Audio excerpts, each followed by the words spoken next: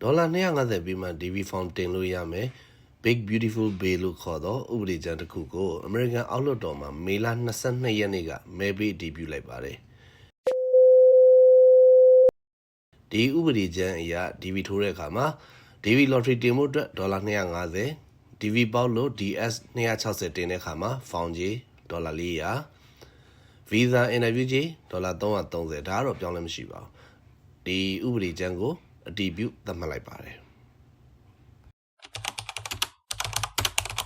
DV Lottery လို့လူသိများသော Diversity Visa Program ကို1994ခု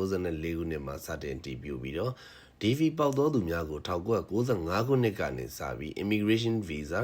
ထုတ်ပေးခဲ့တာဆိုလို့ရှိရင်ယခုဆို30နှစ်ပြည့်ခဲ့ပြီဖြစ်ပါတယ်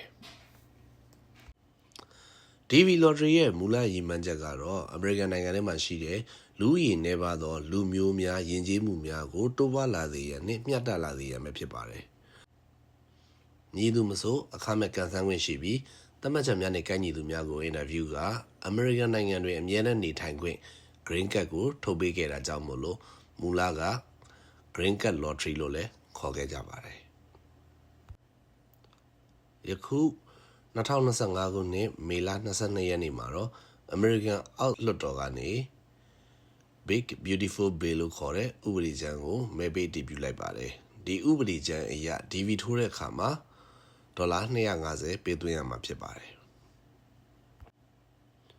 ထို့ကြောင့်ရခင်ကဲ့သို့ဇနီးမောင်နှံ2ယောက်အပြန်အလှန်မိခိုအနေနဲ့ထိုးကြတဲ့အခါမှာ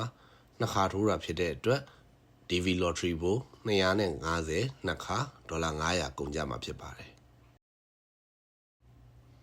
အကယ်၍ကန်ထူးလို့ DV ပေါက်ခဲ့တယ်ဆိုလို့ရှိရင် DS 260တင်တဲ့အခါမှာ Fund ကြီးကဒေါ်လာ400ကျတင်မှာဖြစ်ပါတယ်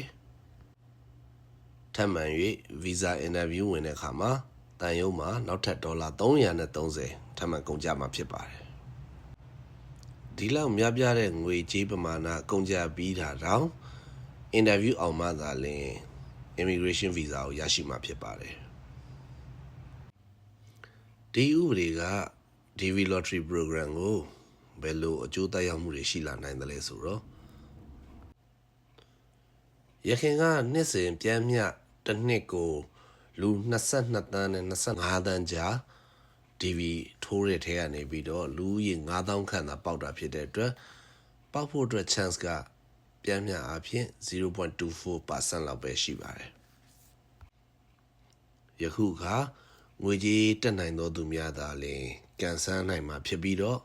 ဆင်းရဲသောနိုင်ငံများမှာလူဦးရေအများစုကတော့ကန်ဆန်းနိုင်တော့မှာမဟုတ်ပါဘူး။ဒါကြောင့်မို့လို့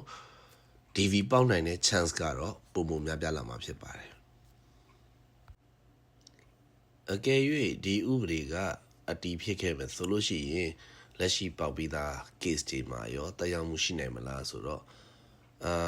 တက်ရောက်မှုရှိနိုင်ပဲမထင်ပါဘူး။လက်ရှိ DV 2025သမားတွေ2026သမားတွေအတွက်တက်ရောက်မှုရှိနိုင်မယ်မထင်ပါဘူးအကယ်၍တက်ရောက်လာမယ်ဆိုလို့ရှိရင်တော့ DV 29နဲ့28မှာတော့တက်ရောက်နိုင်ကြီးများပါတယ်နောက်တစ်ချက်ကတော့နှစ်စဉ်ဖြစ်နေကြ DV ထိုးတဲ့အခါမှာမွေးသက်ကလေးမှားခြင်းမွေးသရင်ပျောက်နေခြင်းfirst name last name စာလုံးပေါင်းမှားခြင်း passport မှာစာလုံးပေါင်းမှားခြင်းစသော DV နဲ့ပတ်သက်တဲ့အလွဲအမှားတွေအများကြီးညှော့နေသွားမှာဖြစ်ပါတယ်နောက်ဆုံးသိကြတာတစ်ချက်ကတော့ဒီဥပဒေသာအကောင့်ထဲပေါ်ခဲ့မယ်ဆိုလို့ရှိရင် DV Lottery ဟာရခင်မူလရည်ရွယ်ချက်ဖြစ်တဲ့နိုင်ငံပေါင်းစုံမှလူမျိုးပေါင်းစုံကို American နိုင်ငံတို့အခမဲ့ Visa ပေးခြင်းအခမဲ့ကန်ဆယ်ခွင့်ပြုခြင်းဆိုတဲ့ရည်ရွယ်ချက်ပျောက်ဆုံးသွားပြီးတော့လူချမ်းသာတွေအတွက်ရည်ရွယ်သော DV Lottery တာလည်းဖြစ်သွားနိုင်ပါတယ်ဒီဗီဒီယိုမှာပါဝင်တဲ့အချက်အလက်များကို congress.gov နဲ့ DV Lottery အကြောင်းကျွမ်းကျင်သူ Brett Simon ရဲ့ YouTube channel ကနေပြီးတော့အချက်အလက်များကိုမိညာကိုကားပြီးကျွန်တော်ရဲ့ကိုယ်ပိုင်သုံးသက်ချက်များနဲ့ပေါင်းဆက်တင်ပြထားတာဖြစ်ပါတယ်ကျွန်တော်နာမည်လူမိုက်ပါကျေးဇူးတင်ပါတယ်ခင်ဗျ